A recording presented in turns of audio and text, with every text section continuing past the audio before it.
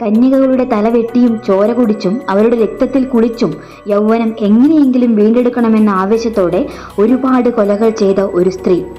ലോകത്തിലെ ഏറ്റവും ക്രൂര എന്ന പേരിൽ ഗിന്നസ് ബുക്കിൽ ഇടം നേടിയ ഒരു സ്ത്രീ, കൗണ്ടസ് എലിസബത്ത് ബത്തോറി.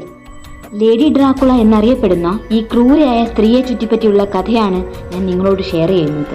ഈ ലേഡി ഡ്രാക്കുളയുടെ ജനനം 1650 ഹംഗറിയിലായിരുന്നു. ഒരു രാജ കുടുംബത്തിലായിരുന്നു ഈ സ്ത്രീ ജനിച്ചത്. അതുകൊണ്ട് തന്നെ അത്രയും നല്ല വിദ്യാഭ്യാസം ഇവർക്ക് ലഭിച്ചിരുന്നു. 15ാമത്തെ വയസ്സിൽ ഹംഗേറിയൻ ആർമിയുടെ ഹെഡ് ആയിട്ടുള്ള ഫെർണസ് നാഡസ്കിയെ ഇവർ വിവാഹം ചെയ്തു. ആരും ഞെട്ടിപ്പോകുന്ന ഇവരുടെ ജീവിതകഥ തുടങ്ങുന്നത് തന്നെ ഈ വിവാഹത്തിന് ശേഷമായിരുന്നു.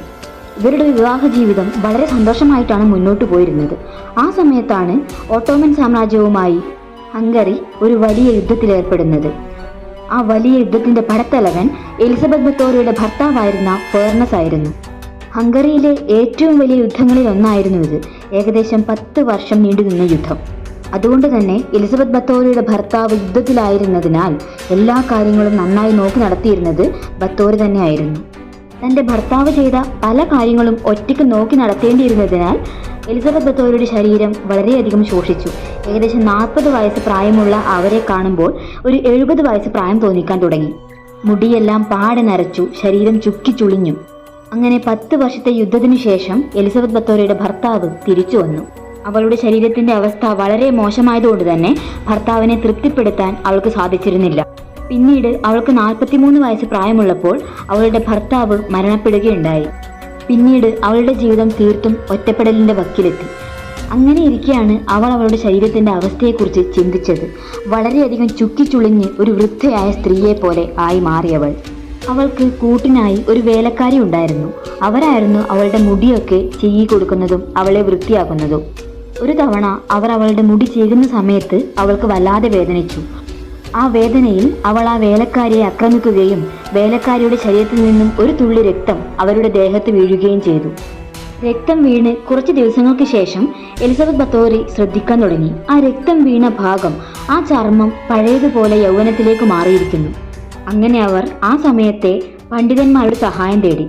പണ്ഡിതന്മാരോട് അവൾ നടന്ന കാര്യങ്ങളെല്ലാം തന്നെ പറഞ്ഞു. കന്യകളായ സ്ത്രീകളുടെ രക്തം പുരട്ടിയാൽ അവളുടെ യൗവനം തിരികെ കിട്ടുമെന്ന് പണ്ഡിതന്മാർ അവളെ ഉപദേശിച്ചു. അങ്ങനെ ആ സമയത്തുള്ള കന്യകളായ സ്ത്രീകളെ പിടിക്കാൻ ഇവർ പുറത്തിറങ്ങി. സാധാരണ കുടുംബത്തിലെ സ്ത്രീകളായതുകൊണ്ട് തന്നെ ഇവർക്കു മേലെ മറ്റു പരാതികളൊന്നും തന്നെ ഉണ്ടായിരുന്നില്ല. അങ്ങനെ ഒരുപാട് പാവം പിടിച്ച സ്ത്രീകളെ ഇവർ കൊന്നൊടുക്കി. പക്ഷേ അവരുടെ രക്തം ദേഹമാസകലം പുരട്ടിയിട്ടും രക്തം കുടിച്ചിട്ടും ഇവരുടെ ശരീരത്തിന് ഒരു മാറ്റവും ഉണ്ടായില്ല. ഇവരുടെ യൗവനം ഇവർക്ക് തിരിച്ചു കിട്ടിയില്ല. അങ്ങനെ കാരണം അന്വേഷിച്ച് ഇവർ വീണ്ടും പണ്ഡിതന്മാരുടെ അടുത്തെത്തി. അപ്പോഴാണ് പണ്ഡിതന്മാർ ഇവരെ വീണ്ടും ഉപദേശിച്ചു വിട്ടത്. അതായത് രാജകുടുംബത്തിൽ നിന്നും തന്നെയുള്ള സ്ത്രീകളുടെ രക്തം വേണമെന്നായിരുന്നു അവരുടെ ഉപദേശം. പക്ഷെ അവിടെയുള്ള പ്രധാന പ്രശ്നം, രാജകുടുംബത്തിൽ നിന്നും സ്ത്രീകളെ കൊന്നൊടുക്കിയാൽ ഇവർ പിടിക്കപ്പെടും. അങ്ങനെ എലിസബത്ത് ബത്തോറി അതിനായി ഒരു തന്ത്രമുണ്ടാക്കി. അതായത് അവിഹിതത്തിൽ നിന്നും പിറക്കുന്ന കുട്ടികളെ ദത്തെടുക്കുക, അതും രാജകുടുംബത്തിൽ പിറന്ന കുട്ടികളെ മാത്രം. അങ്ങനെ ഒരുപാട് കുട്ടികളെ ദത്തെടുത്തു കൊണ്ടുപോയി ഇവർ കൊല്ലാൻ തുടങ്ങി. എല്ലാവർക്കും സംശയം തോന്നാൻ തുടങ്ങി. കാരണം കൊണ്ടുപോയ കുട്ടികളെ പിന്നീട് ആരും ഒരിക്കലും കണ്ടിട്ടില്ല. ഈ ദത്തെടുത്ത കുട്ടികളെ ഇവർ പിന്നെ എന്തു ചെയ്യുന്നു? ഇതായിരുന്നു എല്ലാവരുടെയും സംശയം. ഇവർ കൊല്ലുക മാത്രമല്ല, കൊന്ന കുട്ടികളുടെ മാംസം ഭക്ഷിക്കുകയും ചെയ്യും. ഇങ്ങനെയുള്ള നീചമായ പ്രവൃത്തികൾ അവർക്കൊരു ശീലമായി മാറി. അങ്ങനെയിരിക്കെ ഒരു ദിവസം ഇവർ മദ്യം കഴിക്കാനിരിക്കുകയായിരുന്നു. കൂടെ കൊന്ന കുട്ടിയുടെ ഒരു മാംസവും എടുത്തു വച്ചിട്ടുണ്ട്. അങ്ങനെ നന്നായി മദ്യപിച്ച് ആ മാംസവും കഴിച്ച് അതിൻ്റെ എല്ല് ഇവരറിയാതെ ജനാല വഴി പുറത്തേക്കിട്ടു. ഇവരെ സംശയിക്കുന്ന ഒരുപാട് ആൾക്കാരുടെ കൂട്ടത്തിലുള്ള ചിലരായിരുന്നു ആ എല്ലും കഷ്ണം കണ്ടത്. ആ എല്ലിൻ കഷ്ണം കയ്യിൽ കിട്ടിയവർ ഇതിൻ്റെ പേരിൽ പരാതിപ്പെട്ടു. പക്ഷേ രാജകുടുംബത്തിലായതുകൊണ്ട് തന്നെ എലിസബത്ത് ബത്തോറി ആ സമയത്ത് രക്ഷപ്പെട്ടു. പക്ഷെ എന്നിരുന്നാലും ആ സമയത്തെ രാജാവായിരുന്ന, അതായത് 1610 ഹംഗേറിയൻ രാജാവായിരുന്ന വ്യക്തി ഈ കാര്യത്തിൽ ഇടപെട്ടു. വധശിക്ഷയ്ക്ക് വിധിക്കാൻ കഴിയാത്തത് കൊണ്ട് തന്നെ ജീവിതാവസാനം വരെ ഈ എലിസബത്ത് ബത്തോറിയെ അദ്ദേഹം തടവറയിലടച്ചു. 1610 തടവറയിൽ അടക്കപ്പെട്ട ഇവർ 1614 മരണപ്പെടുകയാണ് ഉണ്ടായത്.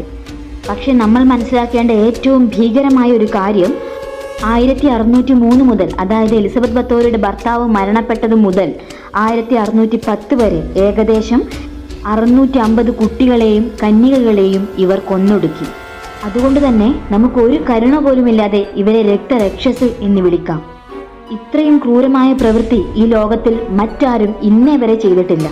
ഒരു കണക്കിന് നോക്കിയാൽ ആ സമയത്തെ സൊസൈറ്റിയും ഇതിന് കാരണക്കാരാണ്. കാരണം ആ പണ്ഡിതന്മാർ എലിസബത്ത് ബത്തോറിയോട് അങ്ങനെ പറഞ്ഞില്ലായിരുന്നുവെങ്കിൽ ചിലപ്പോൾ ഈ നീച പ്രവൃത്തി അവർ ചെയ്യില്ലായിരുന്നു.